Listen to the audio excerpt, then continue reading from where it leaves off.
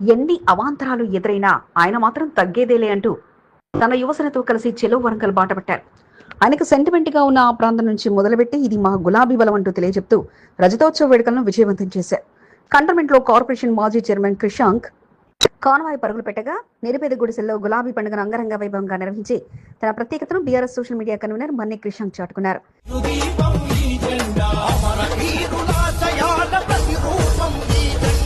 Cantonment mud fort లో BRS party రజతోత్సవ వేడుకలను ఘనంగా నిర్వహించారు. గులాబీ తోరణాలతో ఆ ప్రాంతం ముస్తాబు కాగా సోషల్ మీడియాలో ఎప్పటికప్పుడు సభ విషయాలను అప్డేట్ చేస్తూ కంటోన్మెంట్ నాయకుడిగా, నియోజకవర్గ వేడుకల్లో అతిథిగా, నిరుపేదల నాయకుడిగా క్రిషాంక్ పాల్గొన్నారు.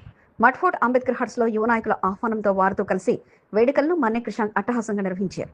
మన్నె క్రిషాంక్ అడుగుపెట్టగానే స్థానిక గుడిసెవాసులంతా ఘన స్వాగతం పలకగా వారి ఆహ్వానాలు అందుకుంటూ అంబేద్కర్ విగ్రహానికి పూలమాలలు వేసి ఘన నివాళులర్పించడంతో పాటు అనంతరం టీఆర్ఎస్ పార్టీ జెండా ఎగరవేసి రజతోత్సవ దినోత్సవ శుభాకాంక్షలు అందరికీ తెలియజేశారు.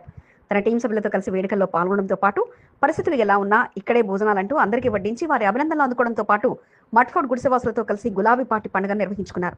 ఓవైపు కంటోన్మెంట్ నాయకుడిగా తన బాధ్యతగా జెండా పండుగలో పాల్గొనడంతో పాటు గులాబీ సోషల్ మీడియా ప్రతినిధిగా ఎప్పటికప్పుడు సోషల్ మీడియాలో సభా విశేషాలను ప్రపంచానికి పంచిపెడుతూ మన్నె క్రిషాంక్ ముందుకు సాగారు.